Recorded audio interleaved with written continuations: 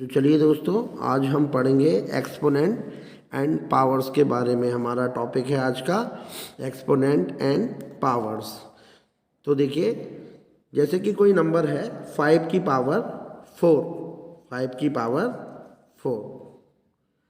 तो जिस नंबर पे पावर लगी होती है, किस पे पावर लगी है? 5 पे पावर लगी है। तो 5 को क्या बोलेंगे हम? 5 को बोलेंगे हम बेस। क्या बोलेंगे? बेस बोलेंगे। और जो पावर है 4 उसे बोलेंगे हम एक्सपोनेंट। क्या बोलेंगे? एक्सपोनेंट बोलेंगे।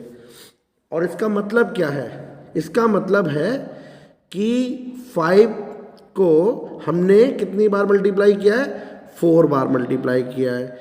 5 को हमने 4 बार मल्टीप्लाई किया है। 5 इंटू 5 इंटू 2 बार हो गया, 5 इंटू 5। इस तरीके से 5 की पावर 4। ठीक है, चलिए एक और हम एग्जांपल लेते हैं। जैसे 2 की पावर लेते हैं हम 3। कितना लेते हैं? 2 की पावर 3। ठीक, और इसको क्या बोलेंगे? इस फॉर्म में जब हम नंबर लिखते हैं तो उसको बोलते हैं एक्सपोनेंशियल फॉर्म। क्या बोलते हैं? Exponential form. जब भी किसी नंबर को हम लिखते हैं इस फॉर्म में तो बोलते हैं एक्सपोनेंशियल फॉर्म। इसका मतलब है 2 इंटू 2 इंटू 2। ठीक है, और ये क्या हो गई? ये हमारी हो गई एक्सपेंडेड फॉर्म। तो ऊपर वाली फॉर्म है वो है हमारी एक्सपोनेंशियल फॉर्म, और ये जो नीचे लिखी हुई है ये हो गई हमारी क्या? Expanded form.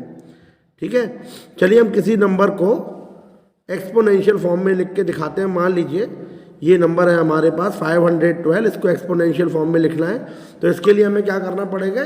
इसके प्राइम फैक्टराइजेशन करने पड़ेंगे। तो प्राइम फैक्टराइजेशन तो दोस्तों मैं आपको सिखा ही चुका हूँ। तो प्राइम फैक्टराइजेशन चलिए करते हैं। तो 512 को सबसे पहला प्राइम नंबर हो गया हमारा 2। तो 2 से डिवाइड करके देखते हैं। तो 2 से जब हम डिवाइड करेंगे तो इसे 2 5 6, फिर 2 से करेंगे तो कितना आएगा? 1 2 8, फिर 2 से करेंगे कितना आएगा? 6 और 4, फिर 2 से करेंगे कितना आएगा? 3 और 2, फिर 2 से करेंगे कितना आएगा?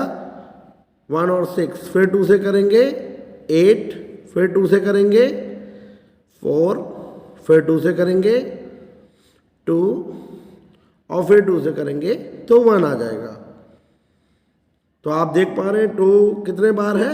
आप जरा काउंट कर लो, 1 से लेके पूरा काउंट करो। 1 2 3 4 5 6 7 8 9, आप काउंट कर सकते हो। ठीक है, टोटल कितने बार है? 9 बार है। तो हम इसे क्या लिख सकते हैं? 2 रेज टू दी पावर 2 की कितनी पावर हो जाएगी? 9 हो जाएगी। ठीक है, तो 512 को हमने क्या लिख दिया? 2 रेज टू दी पावर 9, और ये उसकी एक्सपोनेंशियल फॉर्म हो गई। यानी 512 को हम एक्सपोनेंशियल फॉर्म में भी रिप्रेजेंट कर सकते हैं। अब मान लो जैसे कोई नंबर एक लिखा हुआ है 2 इंटू 2 इंटू 2 इंटू 3 इंटू 3। तो इसमें 2 कितनी बार है? 3 बार है। तो हो जाएगा 2 raise to the power 3 into 3 कितने बार है? 2 बार है। तो वो हो जाएगा 3 रेज टू दी पावर 2। ठीक है, तो ये आपको समझ में आ गया। तो चलिए अब हम बात करेंगे, लॉज ऑफ एक्सपोनेंट की। अब हम बात करेंगे किसकी? लॉज ऑफ एक्सपोनेंट की बात हम करेंगे। तो पहला लॉज ऑफ एक्सपोनेंट हम पढ़ेंगे ए और ए मल्टीप्लाइड ए। अब यहाँ देखिए 2 नंबर हमने लिए हैं, अब इनकी हमने पावर नहीं लगाई है, यानी हमने बेस जो है वो सेम लिए हैं। बेस हमने कैसे लिए? सेम। अब मान लीजिए पहले पे पावर है m और दूसरे पे पावर है n। तो जब इस तरीके से होगा, जब बेस सेम होंगे और पावर अलग अलग होंगी, तो उसको हम लिखेंगे a raise to the power m plus n। ठीक है, तो ये इसको मैं आपको एक एग्जाम्पल से समझाता हूँ। ठीक है, तो आप एग्जाम्पल देखिए। जैसे एक एग्जाम्पल लेता हूँ मैं, 5 इंटू 5। अब दोनों केस में 5 जो है वो सेम बेस हो गए। मैंने यहाँ पे ले लिया पावर 2 और यहाँ पे ले लिया पावर 4। तो जब बेस सेम है तो पावर क्या हो जाएंगी, ऐड हो जाएंगी, 2 + 4 हो जाएंगी, तो ये हो जाएगा 5⁻6। ठीक है, चलिए अब दूसरा लॉ ऑफ एक्सपोनेंट समझते हैं। अब मान लीजिए इस बार हम बेस सेम लेते हैं लेकिन उनको डिवाइड करते हैं, जैसे a⁻m डिवाइडेड बाई a⁻n। तो ये क्या हो जाएगा, a⁻m-n। इसका मतलब डिवाइड में क्या होता है, पावर माइनस हो जाती है। इसको भी हम एग्जांपल से समझेंगे।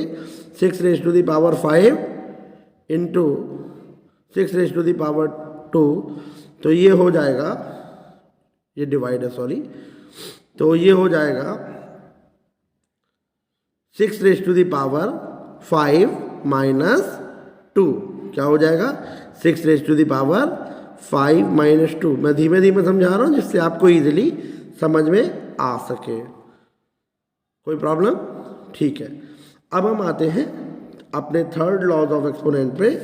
तीसरा लॉ ऑफ एक्सपोनेंट है, मान लीजिए एक नंबर है a⁻m, ठीक है, और उस पे भी पावर लगी हुई है, होल पावर में है n, यानी एक नंबर जो ऑलरेडी एक्सपोनेंशियल फॉर्म में लिखा हुआ है और उसके ऊपर भी एक पावर लगी हुई है n।